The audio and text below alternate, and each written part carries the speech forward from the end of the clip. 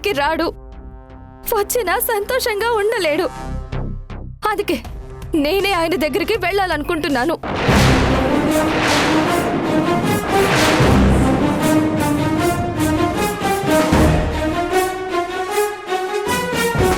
అయితే ఇన్నేళ్ళు నీలోనే మా దాక్షాయిని చూసుకుని నువ్వే మా ప్రాణంగా బ్రతుకుతున్నా మా పరిస్థితి ఏంటమ్మా? నన్ను క్షమించండి పెద్దమ్మా. మిమ్మల్ని బాధ పెట్టడం నా ఉద్దేశం కాదు. మా నాన్నకి దగ్గరగా ఉండాలనుకుంటున్నాను. అందుకే నేను మా నాన్న దగ్గరికే వెళ్ళిపోతున్నాను. భూమి భూమి భూమి భూమి అమ్మ భూమి భూమి అమ్మ భూమి భూమి భూమి. అమ్మమ్మ, అమ్మమ్మ ఏమైందమ్మమ్మ? వాటర్ తాగమ్మమ్మ.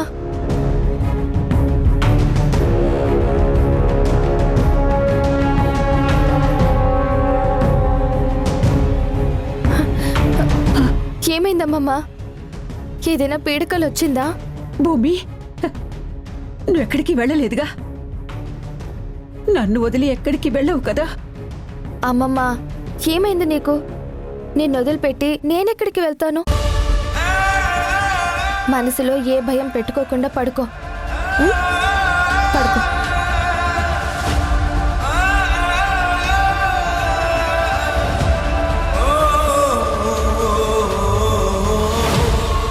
తెల్లవారుజామున వచ్చిన కలలు నిజమవుతాయి అంటారు. భగవంతుడా, నాకొచ్చిన ఈ కళ పొరపాటును కూడా నిజం అవ్వకూడదు. దయ చూపించు తండ్రి.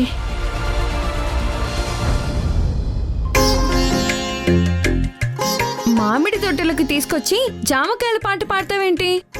అయినా ఇప్పటిక్కడికి ఎందుకు తీసుకొచ్చావు? రేపు ఉగాది కదరా.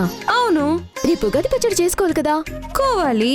అందులోకి మామిడి ముక్కలు కావాలి కదా. కావాలి. అందుకే వచ్చాం. ఓహో, అయితే ఈ చెట్టుకాయలు బాగున్నాయి చూడు. ఈ చెట్టు కాదు, ఆ చెట్టు కాయలు కోయబోతున్నాం.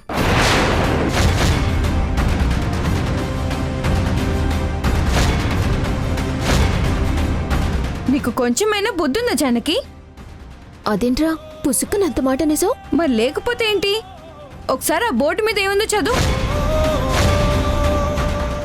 దాక్షాయని జ్ఞాపకార్థం. అది బొబ్బిలి మహారాణి దాక్షాయణి గారు నాటిన చెట్టు.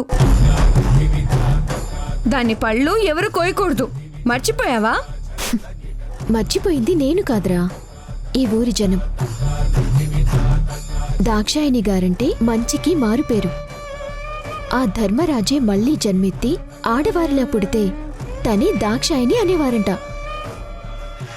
అసలావిడ ఈ చెట్టు నాటిందే ఈ ఫలాలు తినైనా నిరుపేదలు తమ కడుపు నింపుకుంటారని.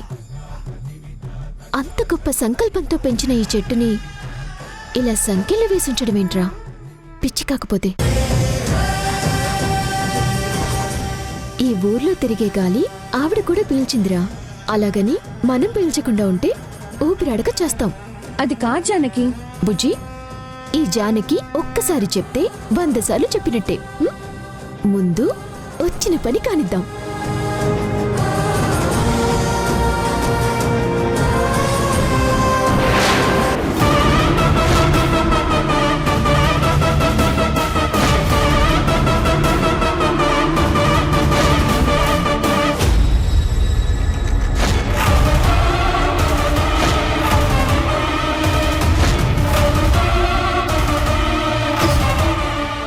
ఏం చేస్తున్నావు ఇక్కడ?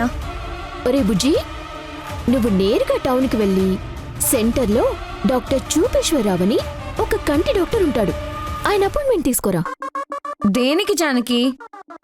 మన బొబ్బిలి ఇంటి మనిషికి కంటి చూపు మందకిచ్చినట్టుంది. కళ్ళప్పగించుకుని చూస్తూ కూడా ఏం చేస్తున్నావు అని అడుగుతోంది. ఎంత ధైర్యమే నీకు?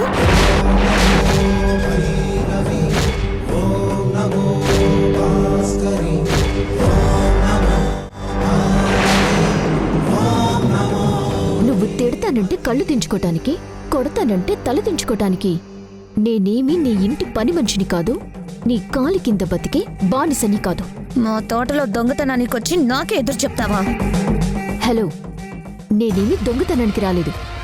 రేపు ఉగాది కదా, 2 మామిడి పళ్ళు తెంచుకోవడానికి వచ్చాను. యజమానులకి తెలియకుండా తీసుకుపోవడాన్ని దొంగతనమే అంటారు. ఈ విషయాన్ని తీసుకెళ్లి ధర్మపీఠం మీద పెడితే వాళ్ళే నీ తోలు తీస్తారు. ఏ కుముద, నువ్వు ఉండు. పండక్కి మామిడికాయలు కావాలంటే ఈ తోటలో ఎన్ని మామిడి చెట్లు ఉన్నాయి కదా, వాటిలో ఏదో ఒక చెట్టు నుంచి కోసుకోవచ్చు కదా. ఇది మా అత్త జ్ఞాపకార్థంగా ఉన్న చెట్టు అని నీకు తెలీదా? తెలిసి ఉండదు అన్నయ్య. తెలిస్తే ఎవరైనా ఇలా చేస్తారో చెప్పు. మనం కూడా తెలిసి తెలియక తప్పులు చేస్తూ ఉంటాం. కొన్ని వదిలేయాలంతే. తెలిసే చేశాను.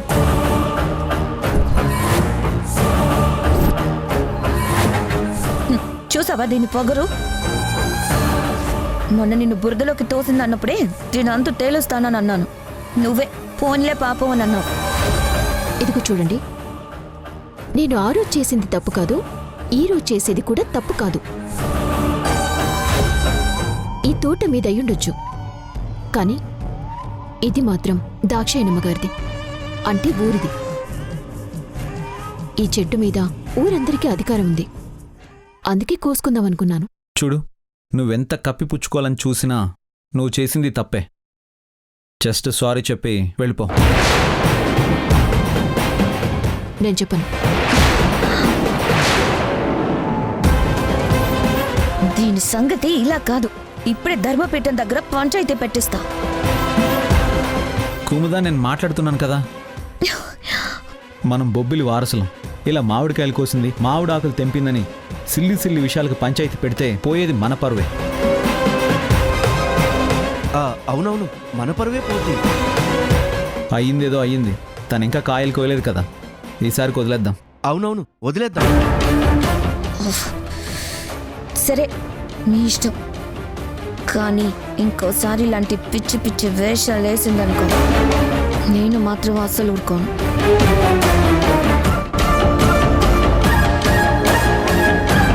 చూడు, ఈసారికి వదిలేస్తున్నా. మళ్ళీ ఇది రిపీట్ అయిందనుకో, మర్యాదగా ఉండదు. అన్నిసార్లు పరువు గురించి ఆలోచించి నేను క్షమిస్తాను అనుకోకు.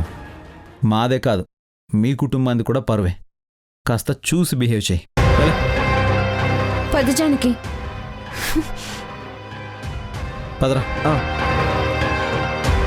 అందుకే నేను ఆ చెట్టు కాయలు కోయొద్దన్నా. విన్నావా? ఇప్పుడు చూడు ఎంత పెద్ద గొడవ అయిందో. ఈ విషయం మీ నాన్న దాకా వెళ్తే ఏం చేస్తావు? తిట్లు తిన్నాం, కనీసం ఒక కాయ కూడా తెంపుకోలేకపోయాం. రే బుజ్జిగా, నేనంత పిచ్చిదాన్ని అనుకున్నావారా? ఇవెప్పుడు కోసావు? వాళ్ళలో వాళ్ళు మాట్లాడుకునే గ్యాప్లో కోసేశాను. ఇక ఈ ఉగాది దాక్షాయణమ్మ గారి జ్ఞాపకార్థం చెట్టు మామిడికాయలతో మొదలుపెట్టడమే. నువ్వు మామూలు దానివి కాదు జానకి. పద.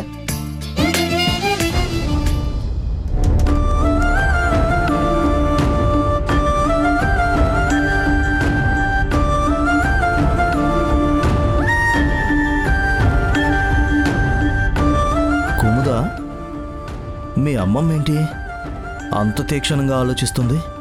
దేని గురించి అయి ఉంటుంది? ఏముంటుంది డాడ్, బ్రేక్ఫాస్ట్ ఏం వండాలా అని ఆలోచిస్తూ ఉంటుంటుంది. అంత తేలిగ్గా తీసేయకూడదమ్మా. భార్గవ్తో నీ పెళ్లి జరిగేంత వరకు ప్రతి విషయంలోనూ అయితే పాత్రదారులమైనా అవ్వాలి, లేదంటే సూత్రధారులమైనా అవ్వాలి. రుద్రాణి, అమ్మా రుద్రాణి. అమ్మా వస్తున్నా. మీ అమ్మని పిలుస్తుంది అంటే మనకు ఖచ్చితంగా పనికొచ్చే విషయమే అయి ఉంటుంది. పద, వెళ్ళి ఇంటర్ఫియర్ అవుదాం.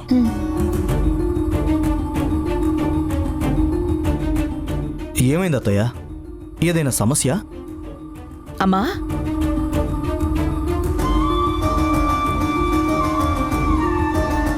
ఏంటమ్మా పిలిచావు? కూర్చో. చెప్పమ్మా. తెల్లవారుజామున 4 గంటలకి నాకొక పీడకలొచ్చింది రుద్రాణి. ఆదిత్యవర్ధన్ మన భూమికి నేనే మీ నాన్నను అని ఉత్తరం రాసినట్టు, వాళ్ల పెళ్లి ఫోటోని దానికి ఆధారంగా పంపినట్టు, అది చూసి భూమి వాళ్ల నాన్న దగ్గరికి వెళ్ళిపోయినట్టు కలొచ్చిందమ్మా. అనుమానమే లేదత్తయ్య, ఖచ్చితంగా అదే జరిగి తీరుతుంది. అంటే నా ఉద్దేశం అలా జరగాలని కాదు. సాధారణంగా తెల్లవారుజామున వచ్చే కలలు నిజమవుతాయని పెద్దవాళ్ళు అంటూ ఉంటారు కదా. ఏం కుముదా? అవునవును, మొన్న ఈ మధ్య ఒక యూనివర్సిటీ కూడా సర్వే నిర్వహిస్తే నిజమయ్యే ఛాన్సెస్ ఉన్నాయని తేలిందట. మీరిద్దరూ కాసేపు మాట్లాడకుండా ఉంటారా? అమ్మా, నువ్వు భయపడుతున్నట్టుగా ఏమీ జరగదు. కలలనేవి మన భావోద్వేగాలకు ఊహారూపాలు అంతే. ఎక్కడో చూసినవి గాని విన్నవి గాని మనం సరదాగా ఊహించుకున్నవి గాని మెదడులో పాతుకుపోయి అవే ఏవో ఒక రూపంలో కలలుగా వస్తాయి అంతే.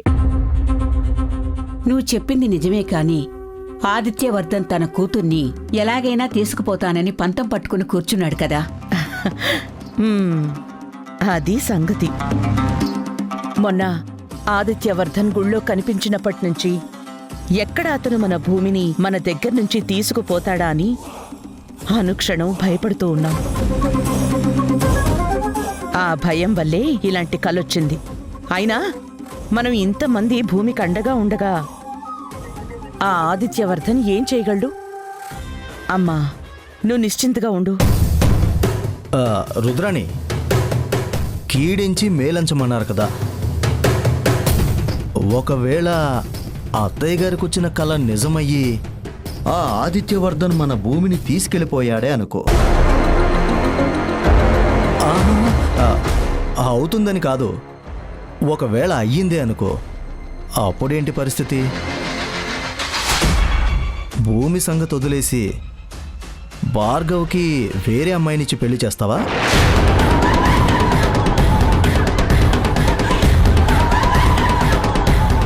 నా కంఠంలో ప్రాణం ఉండగా నా చెల్లికిచ్చిన మాట పోనివ్వను.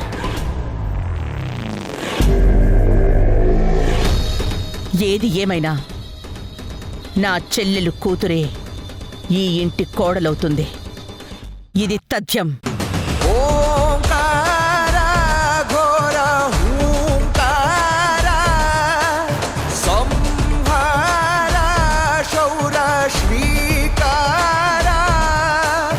ఆదిశక్తి పరాశక్తిలా మమ్మె కాపుగా రక్షించరా. దేవి దీవెనల సాక్షిగా కష్టం చూసావా మీ అమ్మ ఎంత కాన్ఫిడెంట్గా మాట్లాడుతుందో? వాళ్ళ ప్లాన్స్ వాళ్ళకుంటే మన ప్లాన్స్ మనకుంటాయి కదా డాడ్.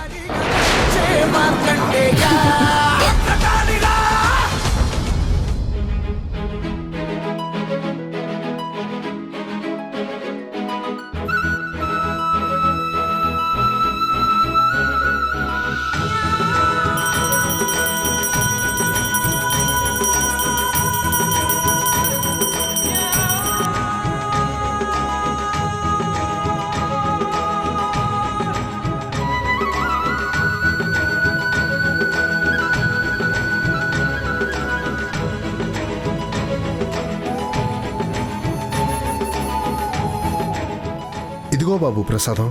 ఇదేం ప్రసాదం? నాకొద్దు. అలా అనకూడదు బాబు, తీసుకో. బాబు, ఇది కొత్త సంవత్సరానికి ఆరంభం.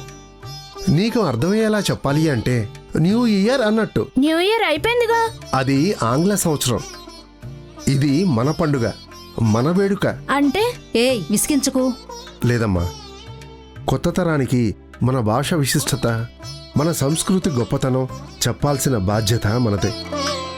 చెప్పే తీరిక లేక, చెప్పడానికి ఓపిక లేకనో నిర్లక్ష్యం మనం చేసి తప్పు ఈ తరానిది అనడం మన తప్పు. జనవరి, ఫిబ్రవరి అనే నెలలు పుట్టకముందే మనకు చైత్రం, వైశాఖం మొదలగు పేర్లతో నెలలున్నాయి. ఉగాది అంటే అర్థం యుగానికి ఆది అని. అంటే ఈ సంవత్సరం ఈ మాసంతోనే మొదలవుతుంది అని అర్థం. మొదట్లో యుగాది అనేవాళ్ళు, కాలక్రమేణా అది ఉగాదిగా మారింది. చాలా చక్కగా చెప్పారు పంతులు గారు. అవును, మీ అమ్మాయి జానకి కనిపించడం లేదండి పంతులు గారు?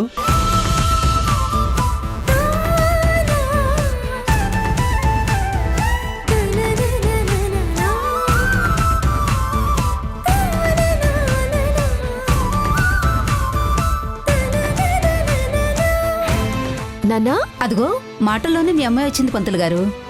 పద వెళ్దాం. నాన్నా, ఎలా ఉన్నాను? మ్మ్, మ్మ్. నా బంగారు తల్లి, నువ్వు ఎలాగున్నా ముద్దుగానే ఉంటావు. ఉగాది శుభాకాంక్షలు నాన్నా. నీకు కూడా. ఇదిగో పచ్చడి. ఈసారి మామిడికాయ ఎక్కడి నుంచి తెచ్చావో కానీ వాటి వల్ల ఉగాది పచ్చడి అమృతంలా కుదిరింది తెలుసా?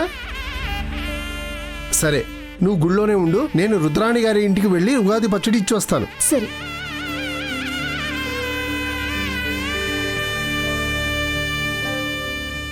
దీక్షితులు గారు, మీరు ఇంకా ఇక్కడే ఉన్నారేంటి? మా ఊర్లో పంచాంగ శ్రవణానికి వస్తానని చెప్పారు కదా. అయ్యో రామా, నేను స్వామివారి సేవలో పడి ఆ విషయమే మర్చిపోయాను. సరే, మీరు వెళ్ళండి, నేను వస్తాను. అలాగేనండి. జానకి, జానకి, వస్తున్నా నాన్నా. నాన్నా. జానకి, నువ్వేం చెప్పాలనుకుంటున్నావో నాకు తెలుసు, కానీ నేను వెళ్ళను. అది కాదమ్మా, ఉగాది నాడు పంచాంగ శ్రవణం చేయడం మన ధర్మం. పైగా వస్తానని మాటిచ్చి వెళ్ళకపోతే నా పరువు ఏమవుతుందో ఒక్కసారి ఆలోచించు. అలా రుద్రాణి గారి ఇంటికి వెళ్ళి ఇలా ఉగాది పచ్చడి ఇచ్చేసి వచ్చేయడమేగా చిటికలో పని. పని చిన్నదే నాన్నా, కానీ అక్కడ మనుషులే పెద్దవాళ్ళు, బాగా పొగరెక్కి కొట్టుకుని మొండివాళ్ళు. జానకి, అలా అనకూడదని ఎన్నిసార్లు చెప్పాను నీకు? 1,00,000 సార్లు చెప్పుంటావు. అయినా నువ్వు నా మాట లెక్క చేయట్లేదన్నమాట. వాళ్ళు ఈ గుడి ధర్మకర్తలమ్మా. ఈ దేవాలయాన్ని నిర్మించింది వాళ్లే. అప్పట్నుంచి తరాలు మారినా నిర్లక్ష్యం చేయకుండా మంచి చెడులు చూసుకుంటుంది వాళ్లే. ఒక రకంగా వాళ్లకు మనం రుణపడి ఉన్నట్లే. ఈ చిన్న పని చేయకపోతే ఎలా? సర్లే, వెళ్తానులే, కానీ వాళ్ళ కోసం కాదు, నీకోసం. నా బంగారు తల్లి.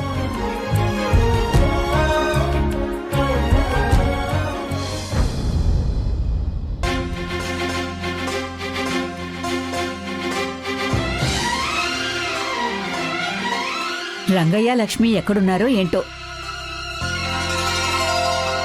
ఊసే ఊసే ఊసే, ఉగాది పూటైనా ఒళ్ళు దగ్గర పెట్టుకుని పనిచేయలేవా? ఇవాళ పండగే. ఉగాది పండగ రోజు ఎలా గడుస్తుందో ఈ ఏడాదంతా అలాగే గడుస్తుంది. ముందు ఇల్లంతా శుభ్రం చెయ్యి. అలాగే అమ్మా. ఏ రంగయ్య, అమ్మా, ఇంకా గుమ్మాలకి తోరణాలు కట్టలేదేంటి? సూర్యోదయానికి ముందే అన్ని పనులు అయిపోవాలని చెప్పాను కదా. చిటికలో కట్టేస్తానమ్మా. ఎందుకు? చీకటి పడేలోపు ఊడిపోవడానికా? సమయం తీసుకుని శ్రద్ధగా చెయ్యి. అలాగేనమ్మా. బాబా, ఒక్క పని కూడా సవ్యంగా చేయరు కదా. అమ్మా, ఎందుకు హడావుడి చేస్తున్నావు? అన్ని పనులు సమయానికే పూర్తవుతాయి. రుద్రాణి, ఉగాది ప్రసాదం దేవాలయం నుంచి వచ్చేలోపు పనులన్నీ అయిపోయి అందరం పూజకి సిద్ధంగా ఉండాలి. అదే కదా మన సాంప్రదాయం. గుడి నుంచి ప్రసాదం పంపించే ఉంటారు, ఇంకా సేపట్లో వచ్చేస్తుంది. ఇంకా ఎక్కడి గొంగళి అక్కడే ఉంటే ఎలా?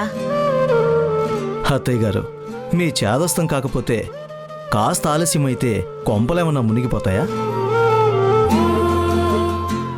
అల్లుడు గారు, 5 నిమిషాలు ఊపిరి బిగబట్టండి. అదెలా సాధ్యమండి? ప్రాణం పోతుంది కదా. ఊపిరి పీల్చుకోవడం కాస్త ఆలస్యమైతే కొంపలేమైనా మునిగిపోతాయా?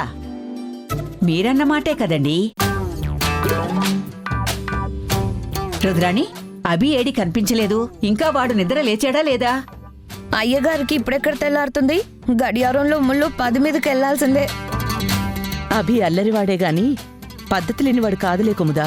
ఈ పాటికి నిద్ర లేచి స్నానం చేసి సంప్రదాయబద్ధంగా తయారై ఉంటాడు.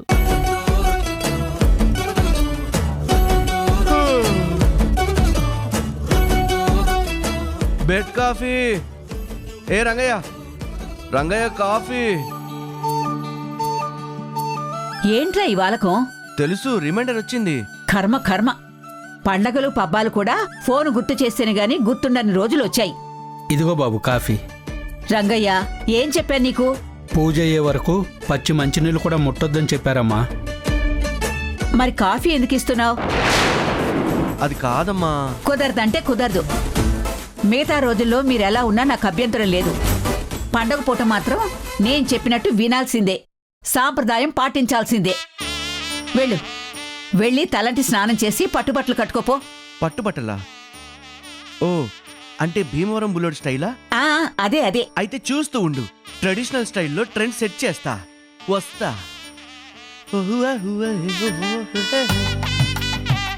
అమ్మా కుముదా, భూమి ఎక్కడే? ఇంకా రెడీ అవ్వలేదా? నాకేం తెలుసు, అయ్యే ఉంటుంది. వెళ్ళి భూమిని పిలుచుకురాపో. ఆ, రెడీ అయితేనే వస్తుందిలే అమ్మమ్మ. అది రావడం కాదే, వెళ్ళి భార్గవ్ని పిలుచుకురావాలి. ఇది టూ మచ్ అమ్మమ్మ. బావని పిలవాలంటే అదేదో నేరుగా నాకే చెప్పొచ్చు కదా. నేను వెళ్ళి భూమికి చెప్తే భూమి వెళ్ళి బావకి చెప్పాలా? భూమి భార్గవ్కి కాబోయే భార్య కదా. రేపు పెళ్ళైతే భార్గవ్కి కావాల్సిన పనులన్నీ తనే చెయ్యాలి. భూమి లౌక్యం తెలియని పిల్ల. ఇప్పటినుంచి అలవాటు చేస్తే గాని రేపు పెళ్ళయ్యాక భార్గవ వేగాన్ని అందుకోలేదు, ఈ సంసారాన్ని ముందుకు నడపలేదు. అయితే ఇప్పటి నుంచే తన పెళ్లికి తనకి ట్రైనింగ్ ఇస్తున్నారన్నమాట. Good good. మీరెంత ట్రైనింగ్ ఇచ్చినా చివరికి బావ మూడు ముళ్ళు వేసేది నా మెడలోనే. ఆ రోజు వస్తే మీరంతా ఏమైపోతారో ఏంటో. భూమి, భూమి,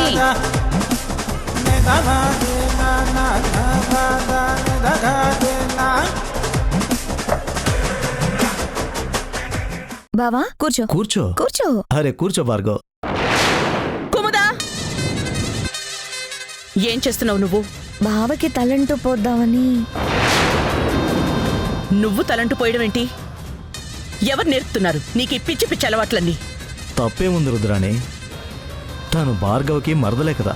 మరదలే, మరదలు మాత్రమే. బావా, ఏంటి భూమి అది? మిల్క్ షేక్ పెద్దమ్మా. అసలు ఏం చేస్తున్నావు నువ్వు?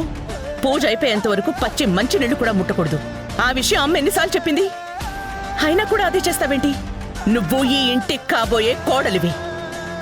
ఇలాంటి చిన్న చిన్న విషయాలు కూడా పట్టించుకోకపోతే ఎలా?